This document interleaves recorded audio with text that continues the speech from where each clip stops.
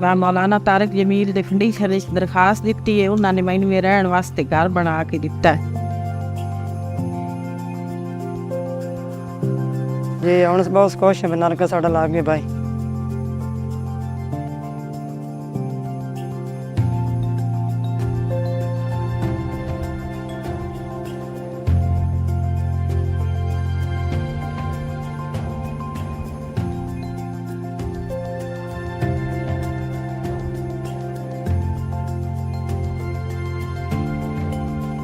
میں بچی کا یہ بنانے کے لیے شادی کا انتظام نہیں کر سکتا ہوں۔ ਤੇ ਮੈਨੂੰ ਪਤਾ ਚੱਲਿਆ ਦਫ਼ਤਰ 'ਚ ਐਪਲੀਕੇਸ਼ਨ ਦੀ ਤਾਂ ਉਹਨਾਂ ਨੇ ਮਿਹਰਬਾਨੀ ਕੀ ਹੈ।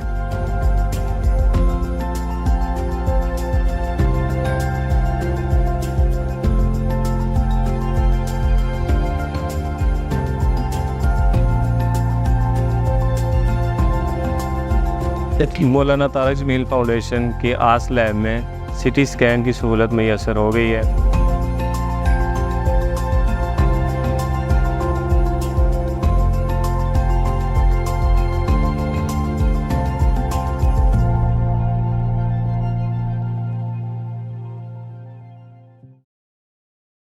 بسم اللہ الرحمن الرحیم۔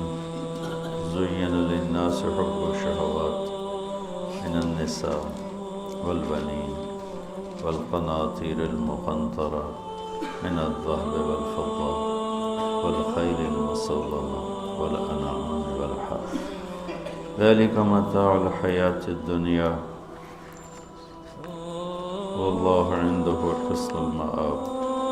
قل أنبئكم بخير من ذلكم للذين اتقوا عند ربهم جنات تجري من تحتها الأنهار خالدين فيها وأزواج مطهرة ورضوان من الله والله بصير بالعباد۔ الذين يقولون ربنا إننا آمنا فاغفر لنا ذنوبنا وقنا عذاب النار۔ الصابرين والصادقين والقانتين والمنفقين والمستغفرين بالأسحار۔ صدق اللہ العظیم۔ اللہ تعالیٰ فرما رہے ہیں کہ تم خواہشات اللہ نے ہی رکھی ہیں انسان کے اندر، خود تو لایا نہیں، اللہ کی طرف سے اس کے اندر مختلف قسم کے جذبے، خواہشات اور منفی مثبت دونوں طرح کی چیزیں اس کے اندر پیدا ہوتی۔ تو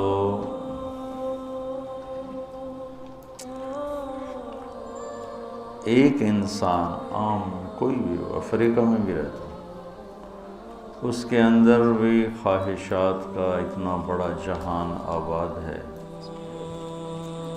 کہ وہ قیامت تک کی عمر لے کر آئے اور پوری دنیا کے اسباب اسے مہیا کیے جائیں تو یہ عمر تھوڑی ہے اور یہ اسباب کم ہے۔ اللہ نے انسان کو ڈیزائن کیا ہے جنت کے لیے کہ یہ اللہ کو راضی کر کے جنت میں چلا جائے، پھر جو یہ چاہے گا وہ سارا ہو جائے گا۔ جتنی تیزی سے انسانی خواہش بدلتی ہے اتنی تیزی سے زمانہ نہیں بدلتا، حالات نہیں بدلتے، چیز نہیں بدلتی۔ لیکن جب اللہ کے اس مہمان خانے میں پہنچے گا تو جس تیزی سے اس کی خواہش بدلے گی اس سے زیادہ تیزی سے اللہ اسے وجود عطا فرمائے گا۔ ایک آدمی اپنے گھر سے بیزار ہو جاتا ہے کہ مجھے نیا گھر بنانا ہے، اسے سال 2 سال چاہیے، یا میں نے خریدنا ہے تو اسے 2-4 مہینے دھکے کھانے پڑیں گے۔ مجھے نئے ماڈل کی گاڑی خریدنی ہے تو اس کو آنے والے ماڈل کا انتظار کرنا پڑے گا۔ مجھے یہ کھانا کھانا ہے تو اس کے لیے اسے کہیں ہوٹل جانا پڑے گا، کہیں سے آرڈر دینا پڑے گا، گھر میں بنوائے تو بھی وقت چاہیے نا۔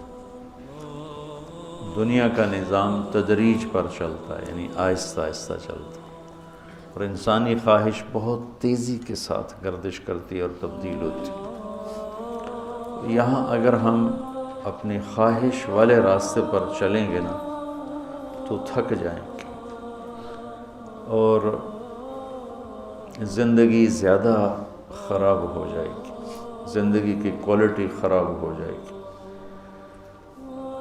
جب کسی قوم کا عمل خراب ہوتا ہے اور علم ٹھیک ہو تو واپسی کی امید ہوتی ہے، جب علم غلط ہو جائے تو واپسی کی امید بڑی مشکل ہوتی ہے۔ اس وقت مسلم ہو یا غیر مسلم، ان کا علم غلط ہو گیا ہے، وہ آخرت کو بھلا کر صرف دنیا کی زندگی کے پیچھے دوڑ رہے ہیں اور اسی میں ساری خوشیاں لینا چاہتے ہیں، ساری لذتیں لینا چاہتے ہیں، ساری خواہشیں پورا کرنا چاہتے ہیں۔ سونے چاندی کے گھر بھی بن جائیں تو حالات کی چکی ایسی ہے جو اسے پیس کے رہے گی۔ یہ ہواؤں میں اڑتا ہو، پانیوں کے سینہ چیرتا ہو، زمین کی تہوں کو کھولتا ہو، یہ سونے چاندی کے برتنوں میں کھاتا ہو، ہیرے کے تاج سر پہ سجاتا ہو، سونے کا نوالا اس کے منہ میں ڈالا جاتا ہو، تو بھی حالات اس کائنات کا ایک ایسا طاقتور نظام ہے جو اسے توڑے گا۔ اب پوری دنیا کے انسانوں کا ذہن بن گیا ہے، پیسہ بناؤ پھر موج کرو، یہ ذہن ہے۔ ساری دنیا کا مسلم غیر مسلم لاشعوری طور پر اس سوچ کا غلام بن چکا ہے کہ پیسے سے زندگی بنتی ہے، پیسہ نہیں ہے تو کچھ بھی نہیں ہے، کوئی تمہیں پوچھنے والا نہیں ہے۔ کچھ نظر بھی ایسے ہی آتا ہے، تو ایک نظر کا دھوکہ ہو گیا، ایک علم کا دھوکہ ہو گیا، تو سارا ٹریک ہی غلط ہو گیا۔ تو ساری انسانیت دوڑ پڑی، مال بناؤ، مال بناؤ، مال بناؤ، پیسہ بناؤ، رشوت کھل گئی، سود کھل گیا، جھوٹ کھل گیا، ہیرا پھیری چل پڑی، دو نمبری چل پڑی، چوریاں ڈاکے چل پڑے اور جوئے چل پڑے، سٹے چل پڑے، ذخیرہ اندوزی چل پڑی، دو نمبری چل پڑی۔ اس سب کے پیچھے کیا ہے کہ مال بناؤ۔ تو یہاں اگر سب کچھ مل بھی جائے نا تو بھی انسان خوش زندگی نہیں گزار سکتا، ڈیزائن ایسا۔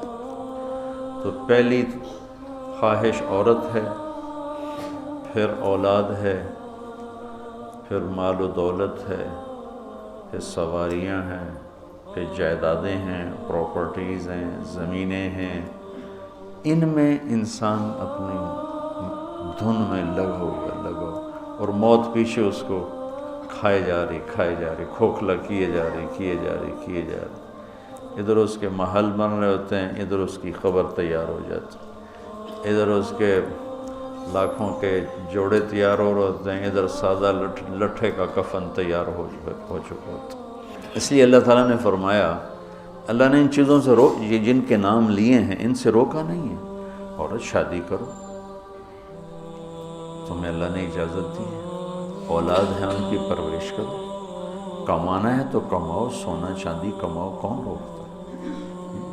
اور سواریاں اچھی رکھنی ہے تو رکھو۔ میرے نبی نے گدھے پر بھی سواری کی، خچر پر بھی کی، اونٹ پر بھی کی اور اعلی نسل کے گھوڑوں پر بھی کی۔ تو آپ نے امت کے تمام طبقات کے لیے راستہ دکھا دیا۔ اسلام میں صرف غربت کا نمونہ نہیں، اسلام چپڑاسی سے لے کر بادشاہ تک کا نمونہ پیش کرتا ہے، اور زندگی کے ہر پہلو پر میرے نبی کا نور پڑ رہا ہے اور ان کی روشنی پڑ رہی ہے کہ بادشاہوں کو بھی اگر زندگی گزارنی ہے تو نبی کے طریقے کو دیکھیں گے۔ تو اللہ تعالیٰ نے اس سے روکا نہیں ہے، یہ ساری نعمتیں ہیں جس کو اللہ گنوا رہا ہے، لیکن ان نعمتوں کی حقیقت کیا ہے؟ متاع الحیات الدنیا، مٹ جانے والی چیزیں۔ اگر ان میں حرام میں پڑ گئے تو برباد ہو جاؤ۔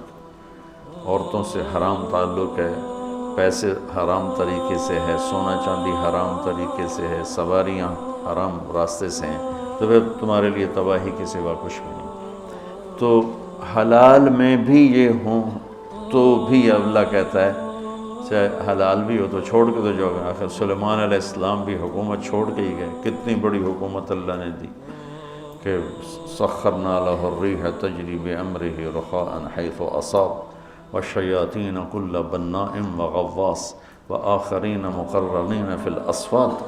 کہ اللہ تعالیٰ نے جنات تابع کر دیے, ہوا تابع کر دی, کیا کیا اللہ تعالیٰ نے ان کے لیے تابع کر دیا, لیکن چھوڑ کے چلے ہی گئے نا. ذوالقرنین نے مرتے ہوئے کہا میرے ہاتھ کفن سے نکال دینا کہ لوگوں کو پتہ چلے کہ اتنا بڑا بادشاہ بھی خالی ہاتھ جا رہا. تو یہاں سب کچھ مل جائے تو زوال ہے, چند سال گزرنے کے بعد زوال ہے. تو اب اللہ کہہ رہا میں تمہیں ایک اس سے اعلیٰ چیز بتاؤں, انبئکم بخیر من ذالکم, کیا ہے, للذین اتقوا عند ربہم جنات تجری من تحتها الانہار خالدین فیہا وازواج مطہرہ ورضوان من اللہ واللہ بصیر بالعباد. کہ اگر مجھ سے دوستی لگا لو نا, تقویٰ کیا ہے, اللہ سے دوستی لگا. اور تقویٰ کوئی ایسی آسمانی مخلوق نہیں ہے یا ایسی کوئی مشکل صفت نہیں ہے جو پیدا عام سے عام مسلمان تقوی والا ہو سکتا. کون ہے تقوی والے؟ اللہ جو یہ کہتے ہیں اللہ ہم تیرے اوپر ایمان لائے, یا اللہ ہمارے گناہ معاف فرما, ہمیں جہنم سے نجات عطا فرما. اور تقوی والے کون ہوتے ہیں؟ جو صبر کرتے ہیں, جو سچ بولتے ہیں, جو عبادت کرتے ہیں, جو خرچ کرتے ہیں اور جو تہجد پڑھتے ہیں. لو یہ 4-5 باتیں ہیں, یہ کر لو تو آپ تقوی والے ہو. تو اس پر ملنے والا کیا ہے؟ جنات تجری من تحتها الانہار. انسان جب سے پیدا ہوا ہے اور جب سے پروان چڑھ رہا ہے اور نسل در نسل آئیڈیل لائف کی تلاش میں. 18ویں صدی میں جب سائنس نے ایک دم آنکھیں کھولی اور انسان نے کائناتی علم دریافت کیے تو ایک شور اٹھا کہ اب خدا کوئی نہیں ہے, اللہ کوئی نہیں ہے. یہ سارا سسٹمیٹک سسٹم ہے. تو ہم نے مادی طاقتوں کا راستہ دیکھ لیا ہے, ہمیں کسی خدائی جنت کی ضرورت نہیں, ہم دنیا کو جنت بنا دیں گے. یہ 18ویں صدی میں بہت انکار, اللہ کے انکار کی بہت ہوا چلی. پھر انسانی علم خود یہاں تک پہنچا کہ نہیں, اللہ کے انکار کے بغیر کائنات کا کوئی نہ سر ہے نہ پیر ہے, نہ توجیہ ہو سکتی ہے, نہ کوئی اس کے کسی سوال کا جواب ہو سکتا ہے. لہذا ایک خالق ضرور ہے جس نے اس کائنات کو پیدا کیا ہے. تو ایک بات پہلے میں جو میڈیکل سائنس کہتی ہے کہ انسان اپنے ذہن میں کبھی بھی ناممکن کی تمنا نہیں کر سکتا. آپ کو کسی ان پڑھ سے ان پڑھ, ایک چھوٹی سی مثال, کدی 2 تے 2 5 ہو جان. کسی کو یہ تمنا کرتے دیکھا کدی 2 تے 2 5 ہو جان. ایک چھوٹی سی مثال عام فہم دی ہے, اس کو پھیلا دو. انسان کا کمپیوٹر ناممکن کو نہ سوچتا ہے نہ تمنا کرتا ہے, اندر وہ چیز جاتی نہیں. ناممکن کی تمنا نہیں پیدا ہوتی. پھر یہ زندگی کیوں چاہتا ہے؟ یہ کیوں چاہتا ہے موت نہ آئے, موت نہ آئے, موت نہ آئے؟ یہ کیوں چاہتا ہے جبکہ ناممکن کی تمنا اندر نہیں پیدا ہوتی؟ یہ مستقل صحت کیوں مانگتا ہے, لمبی عمر کیوں مانگتا ہے, ہر وقت کی جوانی کیوں مانگتا ہے, ہر وقت کی خوشی کیوں مانگتا ہے, جبکہ یہ ساری چیزیں ناممکن ہیں. اس جہان میں ہر وقت کوئی خوش نہیں رہ سکتا, ہر وقت کوئی صحت مند نہیں رہ سکتا, مستقل کوئی زندہ نہیں رہ سکتا. پھر یہ ساری خواہشیں جو ابھرتی ہیں یہ بھی بتلاتی ہیں کہ کوئی جہان ایسا چھپا ہوا ہے جہاں زندگی ہے, موت نہیں, آئیڈیل لائف ہے اور کوئی دکھڑا نہیں. یہ خود, یعنی میں آپ کو سائنس کے لحاظ سے بات بتا رہا ہوں, اس کی ہمیں ضرورت کوئی نہیں, لیکن ابراہیم علیہ السلام نے کہا تھا وَلَٰكِن لِيَطْمَئِنَّ قَلْبِي, کہ دل کے اطمینان کے لیے یہ بھی ایک دلیل ہے عقلی اور سائنسی کہ انسان ناممکن نہیں سوچتا. تو پھر کیوں سوچتا ہے جوان رہوں, خوشیاں دیکھوں, غم نہ دیکھوں, موت نہ دیکھوں؟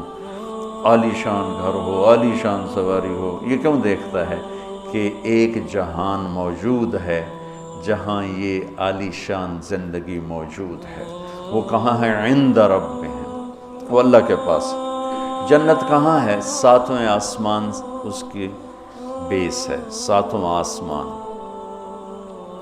اور ساتویں آسمان سے بنتی ہے اور یوں اوپر جاتی ہے۔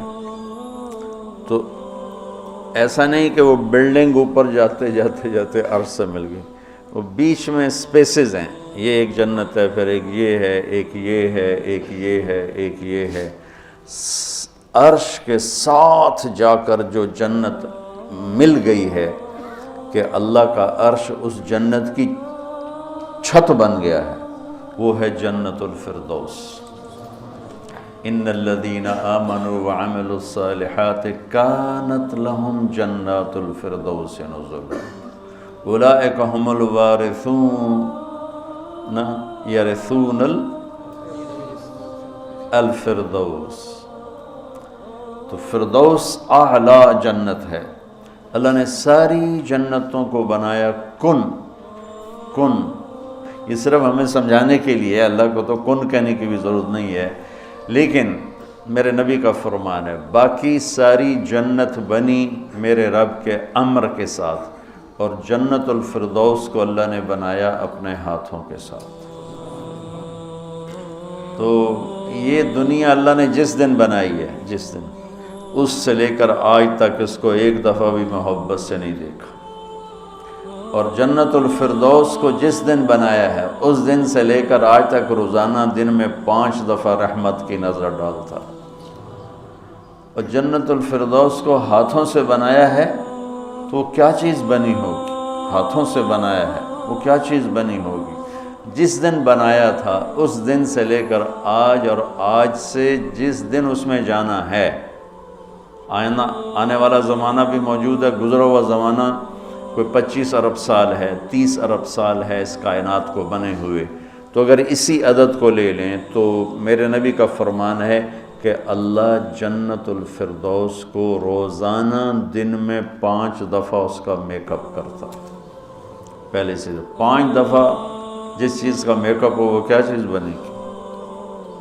اچھا یہ تو دنیا ہے نا، چھوٹی چیز ہے، اس کا تو زیادہ میک اپ ہو نہیں۔ اس مسجد کا ہم میک اپ شروع کریں تو یہ چھوٹا سا حال ہے، سال 2 سال 3 سال میں ہم دنیا کے تارے توڑ کے لے آئیں تو بھی چند سال کے بعد کوئی جگہ ہی نہیں ہوگی بھی اب کہاں کیا چیز رکھیں۔ میں اس پہ حیران ہوتا ہوں، ایک لڑکی دلہن بن رہی ہے نا، تو وہ پارلر پہ اسے 1 گھنٹہ 2 3 4 5 6 7 8 لگا لو، اس کے بعد وہ کیا کریں گے؟ منہ ایڈا سارا۔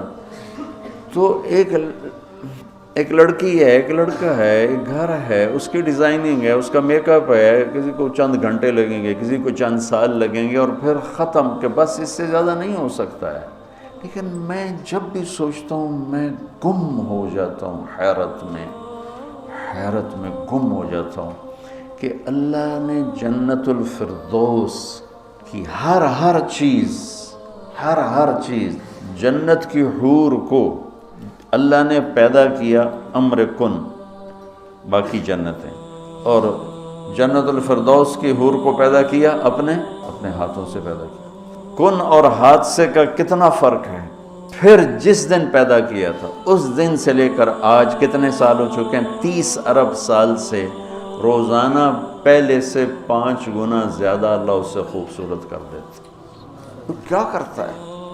اور اس کے اندر میک اپ کو قبول کرنے کی کتنی کیپیسٹی ہے، کتنی طاقت ہے کہ وہ روزانہ پہلے سے 5 گنا زیادہ خوبصورت ہوئی جا رہی ہے۔ اس کی ایک چارپائی لے لو، ایک کرسی لے لو، ایک پتا لے لو، ایک تنکا لے لو، ایک مور لے لو، ایک کبوتر لے لو، ایک پانی کا دریا لے لو، شراب کا جام لے لو، سراہی لے لو، بستر لے لو، پردہ لے لو، پلنگ لے لو، گھوڑا لے لو، کوئی چیز جنت کی لے لو، ہرن لے لو، مور لے لو، کوئی چیز، ہر چیز کو اللہ پہلے سے 5 گنا زیادہ حسین۔ آج 5 دفعہ مکمل ہو گیا، کل آئے گا پھر 5 دفعہ پہلے سے زیادہ حسین۔ 30 ارب سال سے جس چیز کا میک اپ ہو رہا ہو اور آئندہ زمانوں میں بھی اس کا ہونا ہی ہے اور میک اپ کرنے والا بھی اللہ ہو تو وہ کیا چیز بنی گی؟ کیا چیز ہو؟ اور دنیا کو جنت بنا بھی لو تو موت کا کیا کرو؟ ایک آدمی نے بہت عالیشان بنایا اپنا گیٹ گھر، تو میں اس کے ساتھ جا رہا تھا تو مجھ سے کہنے لگا مولانا صاحب اتنے ہی ویکھو اسی تو اتنے روپیے لا چھڑیں تسی ویندے ہی نہیں پے ہو، دیکھو میں نے کیا بنایا ہے۔ تو مجھ سے کہنے لگا مولانا صاحب اتنا ویکھو تو میں کتنے پیسے لائیں تے کی بنا دیتا ہے۔ تو میرے بولنے سے نا پہلے خود ہی بول پیا پر مصیبت ہے مر جامنا ہے چھڑ جامنا ساتھ ہی پر مصیبت ہے مر جامنا ہے چھڑ جامنا۔ میں کہا بھائی ہوں دس تو آپ ہی دس دیتا ہے میں ہوں ویک کی کرنا۔ تو کیا علاج کریں؟ نوشیروان کے پوتے خسرو پرویز نے محل بنایا 11,000 پلر پر، 11,000 ستونوں پر محل بنایا اور 10 سال نہیں رہ سکا اس میں، اور وہ محل زیر و زبر ہو گیا۔ کیسر نے شکست دی اور محل کو آگ لگا دی۔ عبد الرحمن الناصر اموی بادشاہ نے اسپین میں محل بنایا 4,316 پلر اور برج، اور 25 سال صرف اس میں رہا اور جا کے اسی قبر میں گر گیا جس قبر میں غریب جا کے گرتا ہے۔